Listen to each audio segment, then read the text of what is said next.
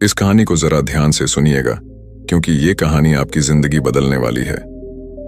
रमेश की पत्नी को बहुत गुस्सा आता था और वो गुस्से में किसी को कुछ भी बोल देती थी।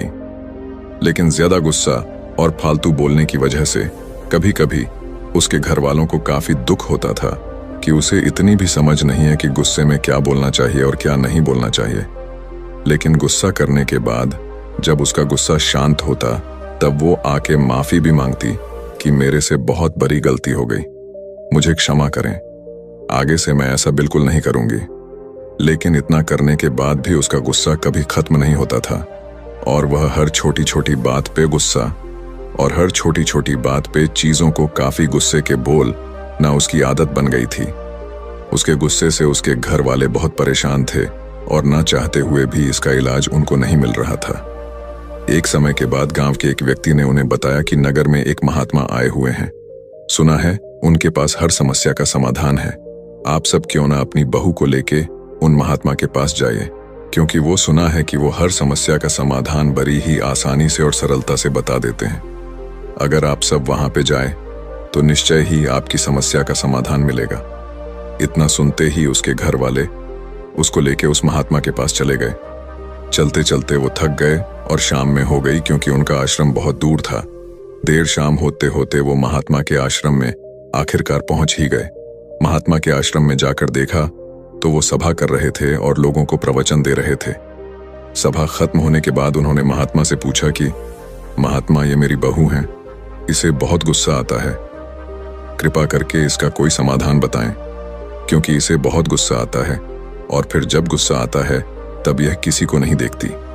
सच झूठ, सही गलत की इसे कोई समझ नहीं रहता, बस मन में जो आता है ये बोल देती है और बाद में माफी भी मांगती है, लेकिन अपनी आदत कभी नहीं सुधारती।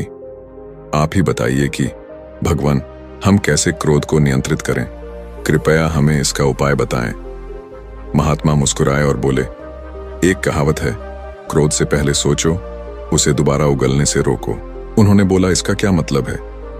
आप जरा खुल के ही बताइए, हमें ये बात समझ में नहीं आ रही। महात्मा फिर मुस्कुराए और बोले, मैं तुम्हें एक कहानी सुनाता हूं। ये कहानी निश्चय ही तुम्हारे सवालों के सारे जवाब दे देगी। एक समय की बात है, एक छोटे से गांव में एक बुढ़िया रहती थी। उनका नाम धन्या था। धन्या बहुत ही प्यारी और दयालु महिला थी, लेकिन एक समस्या उनके गुस्से की थी। वे छोटी छोटी बातों पर बहुत जल्दी गुस्सा हो जाया करती थीं। जब उसे गुस्सा आता तो कभी नहीं देखती उसके सामने कौन है और कौन नहीं। वो सबको गुस्से में अपने से छोटा ही समझती थी। बुढ़िया जितनी गुस्सैल थी उतनी ही लालची थी। उसके मन में धन और पैसों को लेकर अपार लालच था। एक समय बुढ़िया के पास खाने को कुछ नहीं बचा और वो पैसे भी नहीं कमान नहीं चाहती थी, तो उसके मन में तरकीब सूझी।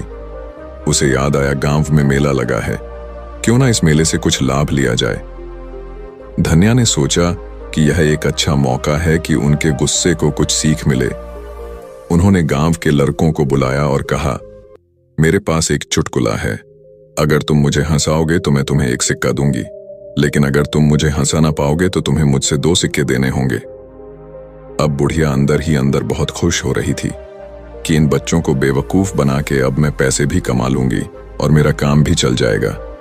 इन्हें भला क्या पता लगता है, बच्चे तो वैसे ही चुटकुला से हंसते हैं। लड़के राजी हो गए। धन्या ने चुटकुला सुनाना शुरू किया, परंतु उनकी बुद्धि इतनी तेज थी, वे सब उस बुढ़िया के बारे में अच्छी तरह जानते थे कि वो लोगों को बेवकूफ बनाती है और वो धन की कितनी लालची है। इसलिए सभी लड़के मिलकर पहले से ही प्लान बना लिए थे कि हमें इसके चुटकुले पर हंसना नहीं है और जो मर्जी हो जाए, हमें बेवकूफ नहीं बनना है। बुढ़िया ने उन लड़कों से पूछा, क्या तुम सभी तैयार हो? लड़कों ने जवाब दिया, हाँ बिल्कुल, हम सब तैयार हैं, आप चुटकुला सुनाओ। फिर बुढ़िया ने एक मजेदार चुटकुला सुनाया, लेकिन किसी भी लड़के ने थोड़ी सी भी हंसी नहीं निकाली।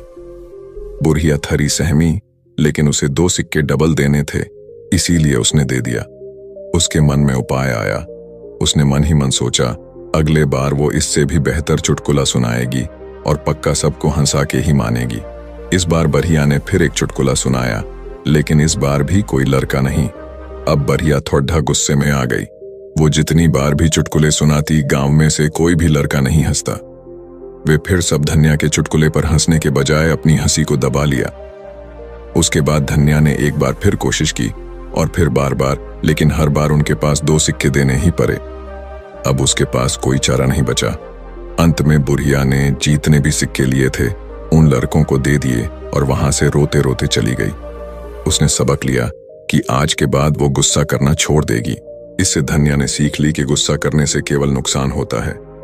उन्होंने गुस्से को कम करने का निर्णय लिया और अब उनके गुस्से की बारीकी से संभाल रखते थे। उन्होंने समझ लिया कि हंसी और प्रेम के माध्यम से वे अपने आप को और अपने आसपास के लोगों को खुश रख सकती थीं। उसकी ज्यादा लालच और ज्यादा बोलने की वजह से उसने खुद के पैर पे कुल्हाड़ी मारी थी और अब उसने सभी सारा कुछ गंवा दिया। उसके पास अब पश्चाताप करने को भी कुछ नहीं बचा। अंत में वो खाली हाथ घर को लौट गई। इस कहानी को सुनकर लड़की के माँ बाप ने बोला, महाराज अब आप ही बताइए गुस्सा को आखिर कम कैसे किया जाए। आप जो बोलेंगे हम निश्चय ही करेंगे। संत ने कहा, अब मैं तुम्हें जो बातें बताने जा रहा हूं उसे तुम ध्यान से सुनो, क्योंकि यह बातें तुम्हारी जिंदगी बदलने वाली है। कम गुस्सा रखने के कई फायदे होते हैं जो हमारे स्वास्थ्य, संबंध और मानसिक स्थिति को सुधार सकते हैं। 1. स्वास्थ्य सुधार। ज्यादा गुस्सा रखने से हमारे शारीरिक स्वास्थ्य पर बुरा असर पड़ता है। गुस्से के कारण हृदय रोग, उच्च रक्तचाप, मानसिक तनाव और अन्य स्वास्थ्य समस्याएं हो सकती हैं। ये सच है। ज्यादा गुस्सा इंसान को बीमार बना देता है और ज्यादा गुस्सा करने से इंसान चिड़चिड़ा भी बन जाता है और एक गुस्से वाला इंसान हमेशा अंदर से बीमार ही रहता है। कम गुस्से से शारीरिक स्वास्थ्य सुधरता है। इसीलिए अगर तुम्हें स्वस्थ रहना है और इन सारी बीमारियों से बचना है तो तुम्हें कम गुस्सा करने की आदत डालनी चाहिए। 2. बेहतर संबंध। अधिक गुस्से से आसपास के लोग हमसे दूर हो जाते हैं। कम गुस्सा रखने से हम अपने परिवार, दोस्त और समाज में अच्छे संबंध बना सकते हैं, क्योंकि गुस्से में हम हमेशा दूसरों की बेइज्जती करते हैं और हम प्यार भरे शब्द उन रिश्तों में नहीं बोल पाते जहां बोलना चाहिए। और जहां पे प्यार भरे शब्द नहीं, वहां पे भला रिश्ता कैसे रहेगा? क्योंकि रिश्ते प्रेम के सहारे चलते हैं। और जिन रिश्तों में प्रेम नहीं, और जिन रिश्तों में तुम प्यार से बात नहीं करोगे, तुम प्यार से बोलोगे नहीं, वहां पे भला रिश्ते कैसे टिकेंगे? इसीलिए रिश्ते को संभालना है तो पहले प्यार से बोलना सीखो। लेकिन तुम प्यार से तभी बोलोगे जब तुम्हें कम गुस्सा आएगा। इसीलिए ये जरूरी है कि तुम कम गुस्सा करो। 3. बेहतर निर्णय। कहते हैं एक अशांत मन कभी भी सही फैसला नहीं ले सकता। इसलिए सही फैसला लेने के लिए मन का शांत होना जरूरी है। लेकिन मन तभी शांत होगा जब तुम्हें गुस्सा कम आएगा। जब तुम्हें गुस्सा आएगा तो मन हमेशा तुम्हारा अशांत रहेगा। फिर भला तुम ही बताओ, तुम सही फैसले कैसे ले सकते हो? और जब तुम सही फैसले नहीं लोगे तो भला वह जिंदगी का मतलब क्या है? तुम्हारा अस्तित्व ही क्या रह जाएगा? इसीलिए सही फैसले हमारे जिंदगी को बनाते हैं। गुस्से में हम अक्सर उचित निर्णय नहीं ले पाते हैं। कम गुस्सा रखने से हम ठीक से सोच सकते हैं और बेहतर निर्णय ले सकते हैं। 4. मानसिक शांति। जब हम गुस्से में होते हैं तो हमारी मानसिक स्थिति पर अच्छा प्रभाव पड़ता है। कम गुस्सा रखने से हमारी चिंता कम होती है और हमें शांति का अनुभव होता है। ज्यादा गुस्से में होने से हम अक्सर उच्च स्थितियों में नुकसान उठाते हैं। कम गुस्सा रखने से हम अपनी उच्च स्थिति और सम्मान बनाए रख सकते हैं। इन सभी फायदों से स्पष्ट है कि कम गुस्सा रखना हमारे जीवन को कई तरह से सुधार सकता है और हमें एक सकारात्मक और स्वस्थ दिशा में ले जा सकता है। इतना सब सुनने के बाद लड़के ने कहा, मुझे समझ में आ गया कि कम गुस्सा होने के कितने सारे फायदा है। आप अब कृपा करके आप मुझे ये बताइए कि गुस्सा को कम किया कैसे जाए, क्योंकि अभी के लिए ये सवाल जरूरी है। फिर महात्मा ने बोला, तो सुनो। उन्होंने कहा, अभ्यास, ध्यान और चुप रहना। अगर तुम तीनों चीजों को करोगे तो तुम निश्चय ही गुस्से पर विजय पालोगे। जब भी तुम्हें लगे कि तुम गुस्सा करने वाले हो तो तुम बस 10 सेकंड के लिए बोलने से पहले चुप रहो। अपने मन को यही बताओ और समझाओ कि तुम 10 सेकंड तक कुछ नहीं बोलोगे। उसके बाद तुम वहां से हो सके तो चले जाओ।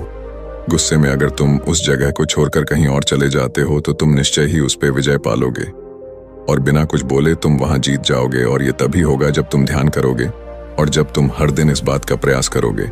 अगर तुम ऐसा कर पाते हो तो तुम्हारी विजय निश्चित है। फिर उस लड़के ने महात्मा का धन्यवाद कहा और वहां से चला गया। उसके जीवन सच में बदल गई। बाकी ये वीडियो आपको कैसी लगी आप हमें जरूर बताएं, और किसी भी तरह का सवाल है तो आप वो भी हमसे पूछ सकते हैं। तब तक हम आपसे मिलते हैं ऐसे एक और मजेदार कहानी के साथ अगले दिन। धन्यवाद।